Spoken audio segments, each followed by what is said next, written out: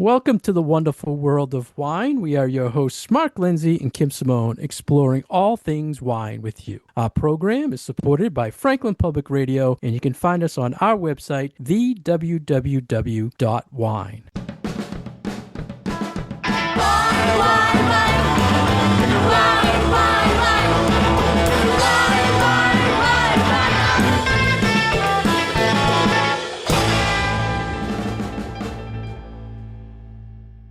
Hello again, everybody, and welcome to the wonderful world of wine. How are you today, Kim? Hey, Mark, I'm good. How are you doing? Everything is great, thank you. Wonderful. And we're honored today to have another special guest with us. Jayson Hu is here. How are you, Jayson? Good. How are you doing, Mark and Kim? It's nice to talk to you. It's great having you. And for our guests out there, Jayson is the founder of Fairest Creature Wines. And first of all, Jayson, can you please give us your background, your journey in wine, and a little bit about Fairest Creature Wines? Okay. I was an engineer in Silicon Valley back around 16 years ago. No, I would say 16 years ago. Yes, 16 years ago. Yeah. We all lose track of time after a while, don't 17, we? 17 or 16 years ago. Yeah, I was an engineer in Silicon Valley, and just one day I walked in a wine shop called K&L. At that time, I don't know anything about wine, so I just picked up some random bottles from Pub, and I brought home and I opened the bottle, I tasted it, and I realized, okay, the wine is different from where I bought from those bottles I bought in supermarket. It tastes really good, actually. Those wine. So I got interested in wine, and then I went to France for 1.5 months. I traveled around in all the wine regions, from Burgundy to Châteauneuf, then circle back to Bordeaux. And I decided to quit my job in Silicon Valley and started importing wine to China. So basically, I started my importing business back in 2009. Yep. And in 2013, I came back to Napa. I started importing Napa wine to China for around 5 years. And eventually in 2018, I decided to make my own wine. So that's how we found Fairest Creature. So that's two very kind of different sides of the wine industry. And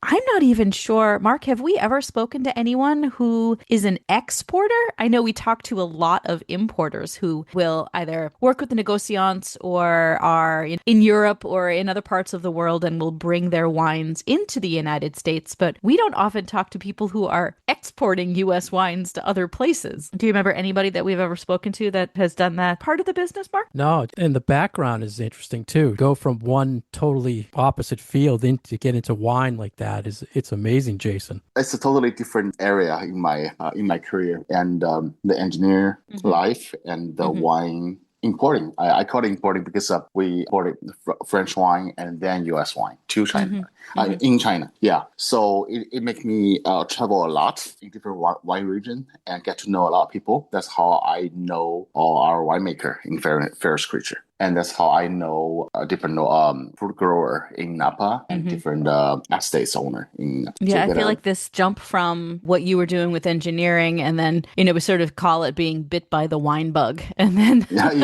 then you kind of, you find yourself in this industry, and then it's like there are so many different directions that one can go in once you find that love. And, you have your aha moment with that Châteauneuf de Pop that you had. That you bought at that store, and that just sort of opened up this world for you. But tell us a little bit more about why you decided to make the transition from moving wine around to actually being someone who is more involved in making wine and having a wine label. Yeah. So I think the ultimate goal of all the wine lover is to actually make their own wine, to actually present their understanding or their philosophy about a wine. So I consider myself to be a very qualified consumer and true wine lover. So that's how I decided to make wine. And the reason I choose Napa is because I consider Napa to be the best region to produce Cabernet Sauvignon. So and Napa has a very mature industry support.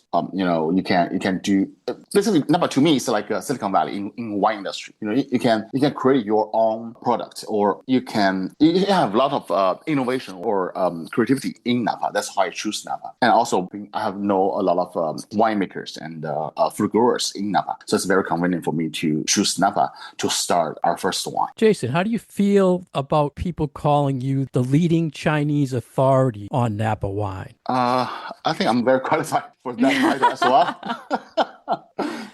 I mean, it was such a short wine career to be really known as that. I mean, it's pretty impressive. Yeah, I've been importing Napa wine since 2013, so it's about 13 years, and I really get very deep in Napa wine. So basically, I wouldn't say all, but a lot different producers' wine and different vintage. For example, if I get interested in one estate or cellar, I really went into all the back vintage and taste them all to see how the wine changes and how their quality improves over the years. Yeah. That's a question that I often get from my students about how do you know that a particular wine is either going to age well or how it's going to develop. And what you have been doing is kind of what I recommend, or not recommend, but what I tell my students is like, well, this is one of the only ways that you can really know that stuff is by tasting these wines in so many different vintages and understanding how the wines develop, how they change with time, and how a particular vintage really does affect wines from a particular place. So you really have sort of,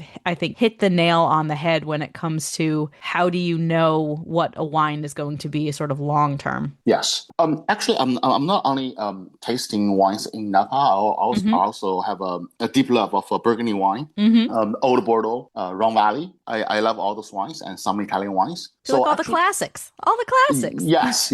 I really like all the classics. And when I decided to make Fairest Creature, my goal was to create the best Cabernet, quote, best. So I have to went through all of those top-notch wines or the legendary wines in the last century to really find out, what's the common attributes among those wines. So I don't want to be a copycat of some other estate or cellar or domain in Napa. Say, hey, someone else make a Toccolon, so I make a Toccolon. Someone else make a Doctrine, I make a Doctrine. So I really need to innovate something new in the winemaking. That's why I decided to have like 3 different winemakers and plus Michel Rolland to do the blend to express my understanding about a wine. My goal is really to recreate those classic aesthetic sense of wine. I'm glad you talked about the winemakers, Jayson. So I'd like you to talk a little bit more about the operation or how you operate. I know you mentioned Michel Rolland, who just passed away. I was wondering if you could talk about the winemakers and working with him. That was an extraordinary winemaker in the world, and how that connection happened and how you work with all these other winemakers.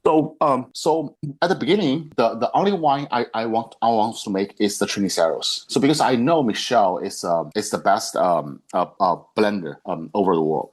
So I thought about Michel did the blending for Screaming Eagle, for Harlan, for Brown Family, and for many other winery in other countries like Macedo and a lot in Bordeaux. So I was thinking, he only made a blend from one winemaker or one single vineyard, or maybe one winemaker with multiple different vineyards. But he never made a wine. He never blended a wine from different winemakers. So if I could add that variable on top of what he did before, so maybe he can do something even better. That's how I come up with this mind. So the first pick is actually Michel, and then I try to source. I try to find the 3 winemakers I really like in the valley and who has done really a great job before. So that's how I pick Philip Malka, Thomas Brown, and Bernard Toquet. So basically, we source fruit from different vineyards, usually 9 different vineyards every year, and every winemaker has a block in the same vineyard. So basically, we have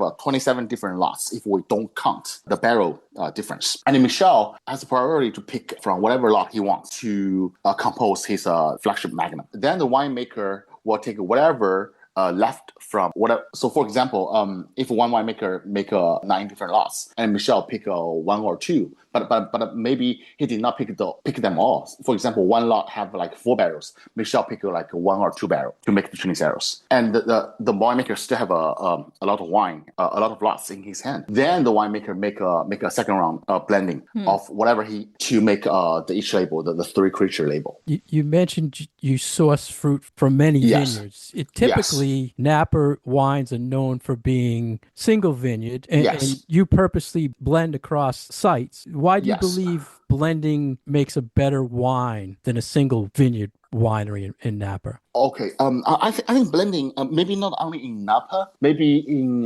most region or in different, even in different grape variety. But I don't know. So I only know it would work in Cap because we have all the history and data about that. For example, we see blendings of different varietal and different blocks in Bordeaux, right? In Bordeaux, a Chateau has a huge vineyard, and it's not the same terroir. Even though we call them like a single vineyard, but actually it's because of the ownership. It's not because of the terroir.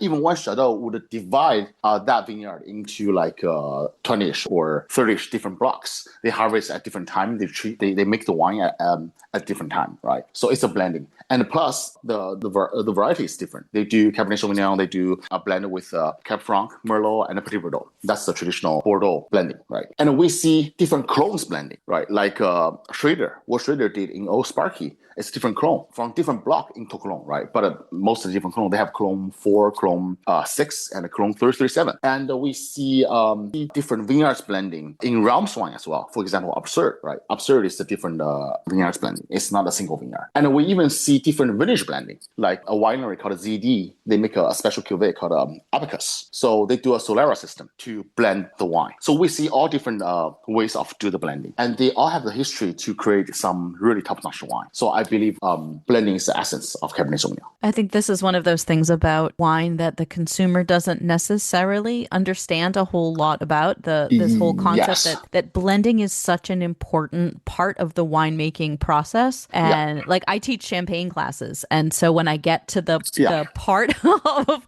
talking about champagne production, where it's like, all right, so here you have the base wine, and there might be like 200 different things that we can choose from to blend. I think that when the everyday consumer thinks about wine and this topic of blending comes up, maybe at the most they're thinking like, okay, blending 2 different grape varieties together, because that's something that they can see on the label. So the type of blending that you are talking about, where you are less concerned with what is the terroir of a particular place, but what is the personality of the winemaker, how is that going to come through? I think this is like a totally different concept for blending than most consumers think about. Yes, I totally agree with you. Yeah, you made a great example of champagne, right? The key of champagne is blending, right? Because they have huge vineyards and they have a huge production, and they have all different parcels and lots, right? It's really the best champagne house do the best blending for champagne. Yeah, I agree with that.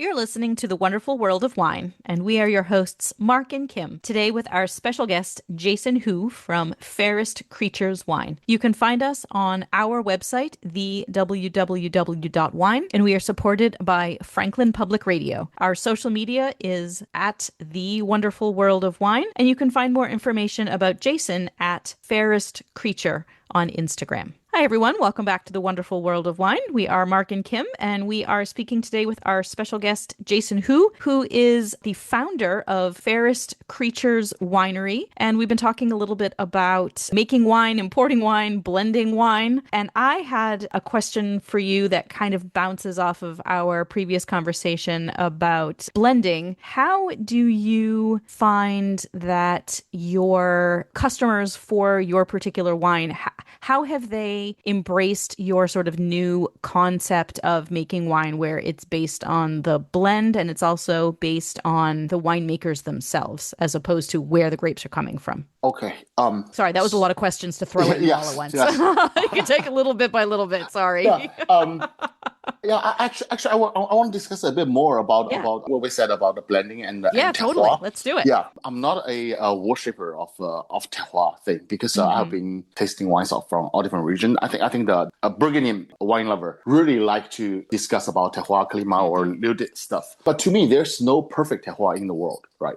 So there's no such a vineyard that has the best terroir ever because the vintage varies, right? So the winemaker need to adjust their winemaking according to the vintage, apply to a certain piece of plot.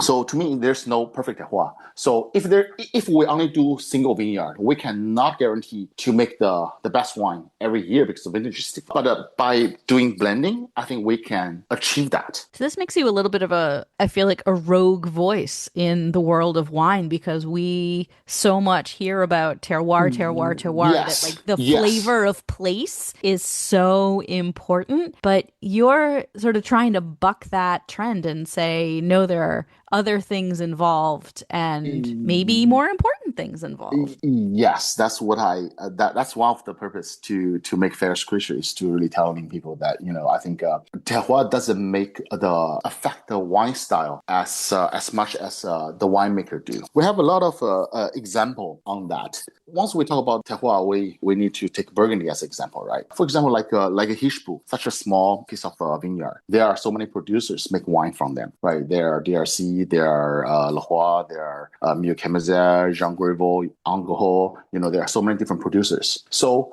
we can consider that small piece of vineyard to be a single terroir or the single climat. Maybe Burgundian people doesn't agree on that because they say some rows are horizontal, some rows are vertical. But the vertical or horizontal is decided by the ownership because they have to cut that small piece of vineyard in such a way. But what I'm talking about the overall terroir in such a small vineyard, the terroir is a uniform terroir. But every domain makes wine different in terms of style, right? DRC's Hichbu tastes totally different from Leroy, totally different from Angoho, totally different from Mieux or even Henri Jair before. So to me, in that same vineyard, the wine style is determined by each domain or the winemaker. And if everyone talks about, what we do is to express a terroir, right? That's the producer. That's the best term, most quoted term. Producer usually talk about. What we do is try to express a terroir. But if everybody express the terroir, why in such a small vineyards, every wine tastes different? So who really express the terroir of the Hichbu or any other small vineyards,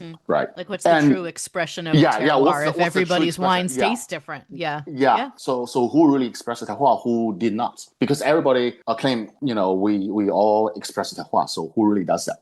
And another counter example is even Leroy said what she tried to do is to express terroir. But when we taste her wine get a signature aroma or taste among all different wines, even village level to Premier to Grand Cru, up from Révé Chambertin down to Von Romanet. Most of her wine has the same signature style. But of course the wine tastes different, right? Some wines have like a big structure, some wines have like a little bit more elegant. But all I'm saying is her wine has a typical signature style. A point of view. Wine. A point of view. I just want to talk to the listeners about your wine labels. The labels feature mythical creatures. How do these creatures represent like the personality of the wines, or they represent your personality? What's the story behind the label? So I picked the creature label from a ancient mythology book. So I try to match the creature to the personality of that winemaker or the wine style of that winemaker. Because for example, like Perihelios, it's a gigantic whale, right? It represents the ambition, and also it has a big body, so it's more or less like a Thomas style. Nice. Yeah, and we choose the example birds for Benoit because Benoit was like so passionate person, right? And he just got married in 2018. So we picked that example birds representing love for Benoit. And for the nine-tailed fox represents the wisdom, which Philippe Melka has a lot of experience in the wine industry from Bordeaux to Napa. That's why we picked the nine-tailed fox for Philippe Melka. I really love the wine labels. When I first went onto your website and I saw all the imagery, it really struck me me how different of a visual and how different of a vibe it was from other winery websites. Because I logged into it and I was like, have I just like fallen into like a fantasy novel series? Like it's very different from, what you see with vineyards and, barrels and things like that. So I think that it's very engaging, and it's something that draws people's attention with the mythical creatures and the way that your winemaking is different. It was definitely something that stood out to me as being very different than other things that are out there these days. Yeah, And that's a good thing. And that's a good thing.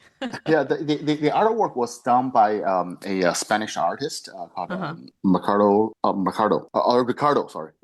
Martinez. So he used the scratching board technique to did the artwork. So I try to present the mythical creature in a more Western style way. So it's not a traditional Chinese drawing. Yeah. And many of your wines got some huge ratings. You got, I believe, a 100-point rating of 1. Most people seem to be intimidated by the 100-point scores. How should an average drinker interpret a perfect score or your wines when they're deciding whether or not to buy a bottle? You've gotten great scores in the wine world. Yes. Do you think people are intimidated when they see your wine and see that score and say, well, I there's no way I can, enjoy this wine because it's way beyond me because it's 100 point. I've never had 100 point. Do you fear people think that when they see such high rated wines? They worry No, about I don't feel that because even myself, I try to. So the first pick to me, if I'm going to buy a wine, the first pick is always to be a 100-point wine, a 100-point wine to try. Then I would consider some other scores wine, but all I'm saying is not, I only select wine by the score, but people always try to go for the highest score wine first, right? It depends on who rate it. So on my side, I don't see that problem, actually. Good. And how do listeners purchase your wines? I know that they're not distributed in mass. Can they get them shipped from your website or the states that you are distributed in? Yes, they can sign up the mailing list, and we can directly ship from our warehouse to clients, or they can, depends on which state they are in or which country they are in. They are distributed in different states and different countries. And what's your total production usually yearly? So for the Fairest Creature, for the 3 winemakers label, we do 3,000 bottles every year for each winemaker, so total 9,000 bottles. And the Triniceros is usually around 500-ish magnums. So total production for Fairest Creature is around 10,000 bottles. So a little bit less than 1,000 cases. Wow. 900 cases. Yeah. So pretty small production. So for our listeners who don't deal with this stuff day in and day out, that's not a lot of wine being made. Yeah. But we source a lot of fruit to make 900 cases of wine. Every year we source around almost 60 tons of fruit to make this 900 case of Fairest Creature. Usually for this production, you only need around 18 to 20 tons of fruit to make the wine. But because the way we make wine, so we have to do very severe selection, and even during the blending, we have a lot of waste, because if the proportion of the wine being selected by Michel or each winemaker is a little bit mismatched, then we have a lot of leftover wines. For example, if one lot made by one winemaker have like 5 barrels, and if Michel used like 1 barrel in his blending, and the winemaker used 2 barrels in his own blending, then we're gonna have 2 barrels left for sure. We're not. So the way we make wine is not try to use up all the wine they made. We try to make the best blending ratio for each wine. That's why we have a lot of leftover wines. And what other problems have you encountered over the years? I think I read something in 2020. You didn't use a lot of wine because of the smoke taint. Was that true? Have you run into other issues? Yes, we in 2020 we did not make wine at all. So because of the fire, because we worry about the smoke taint issue, so we did not make wine. And did you try any of the wine and saw that it was no, we just did not make the wine at all in 2020. We decided not to make any wine in 2020. Wow, that's a huge thing. Yeah, I think I've heard from other winemakers and winery owners that just didn't want to take the chance because if you put so much labor into making the wine and then once it's in the bottle and you find out that it's smoke tainted, it's like, ugh. all that Yeah, labor too. because the smoke tank is very tricky. Even Yeah. in early stage when you detect it, it may be lower than threshold, but over the years it will slowly release into the wine. So the wine will taste like a very ashy and also have a weird aroma, not necessarily smoky aroma, but some like weird aroma or like kimchi aroma. And on the palate, it is very ashy, so we decided not to try make any smoking wine. And another difficult vintage we encountered so far is 2022. It's a super hot year, super hot, and so I see we cannot make the wine at the same level as other vintage. So basically, we downgrade everything. So we did not make the Triniceros. We did not make each winemaker's label. So we had Michel to pick the best lots among all the wine to make a little bit downgrade wine called Flow State. So that's the only year we make that label, the Three Rabbits label. So there's a lot of talk now, Jayson, about being a overwhelmingly excess amount of wine out in California. Are you finding it more that more people are coming to you trying to get you to select more of their barrels because they have a lot of extra juice, or is that true? What's going on with excess wine? No, we don't select juice from other people. We harvest the fruit ourselves and we make the wine. So we have a fixed tonnage every year. So I thought you were already selecting the barrels, and I didn't know you were actually producing selecting the fruit as well. No, we source fruit from 9 different vineyards, and every winemaker make one block in that particular vineyard. Then we do so basically we have 27 different lots. So Michel get the priority to pick whatever the lot he want to blend into Triniceros, and then each winemaker take their wine to make their own blend. So we don't source any juice. We make the wine. I misunderstood how you said that earlier. Yeah, so we source the fruit and we make wine. Nice. I can imagine you probably have a lot of decisions ahead of you with how to deal with the fact that Michel Rolland has passed away. I probably shouldn't ask any questions about him. It's a great loss. We only just lost him, so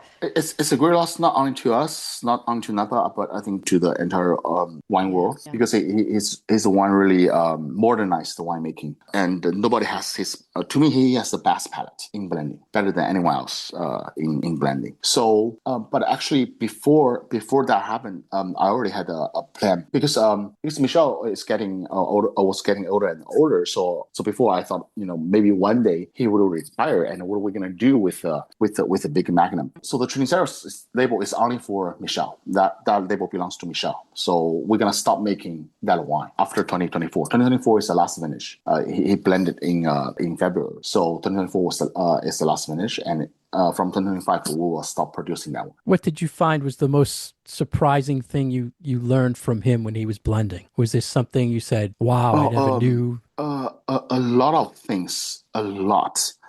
Michel doesn't. I think the way Michel what I learned from Michel is not, he tells me some statements or some experience, say, hey, Jayson, you have to do this and that to get this, or tell me, which a universal rule about wine. He never do that. He's always like inspiring. He's always inspiring. So I ask a lot of questions and he answers me and then he inspires. And for example, during the blending session, he made the blend for Triniceros, and I also try to learn. So I made my own blend, and he tastes my blend.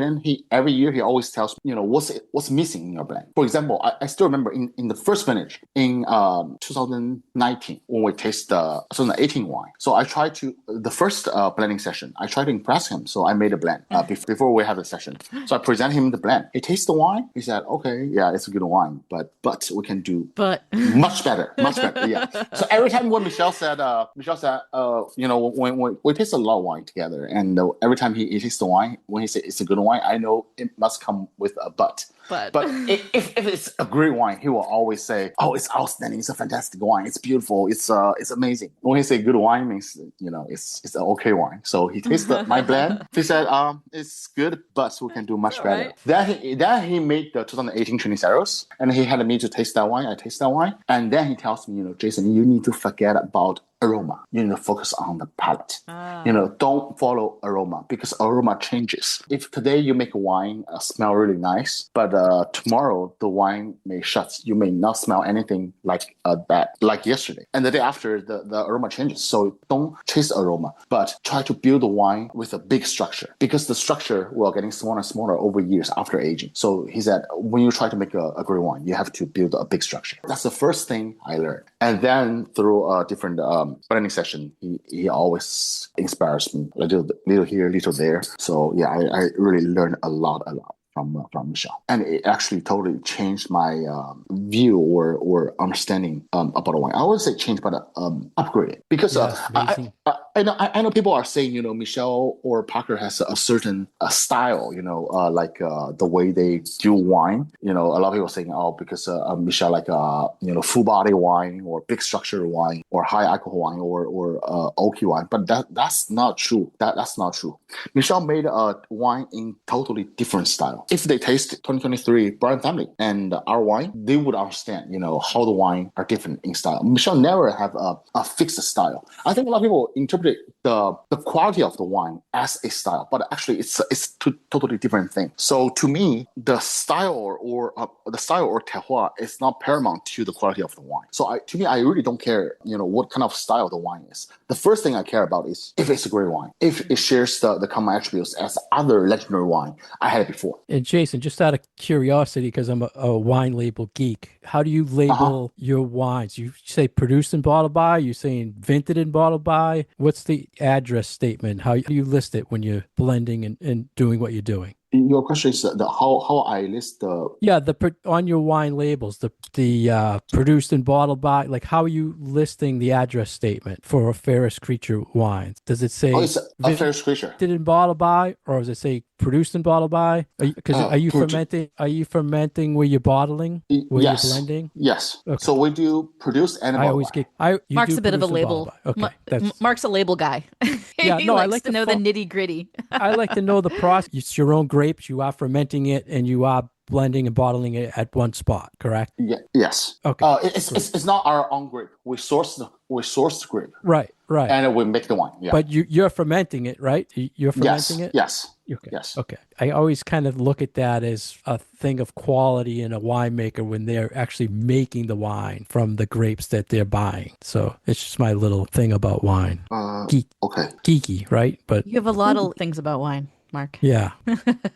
Yeah. My question is, if someone buy the fruit, they have to ferment the fruit, the juice to get wine. So there must be someone do that, right? That's the wine. No, but you could be buying the fruit and then fermenting it one place and then moving it to another place to blend it. And or buying wine that's already made. Okay. Yeah. I think what you're talking about, Mark, is like wine that's already made. Yeah. Correct. I see your point.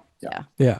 Well, thank you for those little stories about Michel Rolland. His passing was very recent, and I know it kind of shook up the wine world a little bit. So nice to have some stories from people who knew him and to kind of reflect a little bit back on the benefit of working close and hand in hand with him like you did. Yeah. To me, he has the highest aesthetic sense of wine, the classic aesthetic sense of wine. And what he tried to do is to maintain that kind of aesthetic sense of last century's legendary wines, and to make it in a more scientific way, so that people can routinely produce at that level of quality. So it's not a style. It's not he doesn't have a fixed style. He blends wines in different style. He never changed the style of the original winemaker. He just make a better blend. He doesn't tell our winemaker. He doesn't tell Benoit or Thomas or Philip. You should do this in winemaking. You should do that in winemaking. You should pick early. You should pick late. He never say anything about how they make wine, how they do the farming. All he do is he come over, he tastes all the lots. He give you the best solution, the best blend. So the winemaker actually determine the base wine by the winemaker already determined the style already. So he just in their style he make a better blend. Yep, just to advise. Yeah, it's a talent for sure. Well, Jayson, thank you so much. We appreciate it. And I hope our listeners will check out fairestcreature.com to get more information about your wines and see the beautiful images Kim was talking about. We really appreciate your time. Thank you, Kim, and Mark. Thank you. Thank you for being on the show. Thank you. Thank you, Thank you, Mark.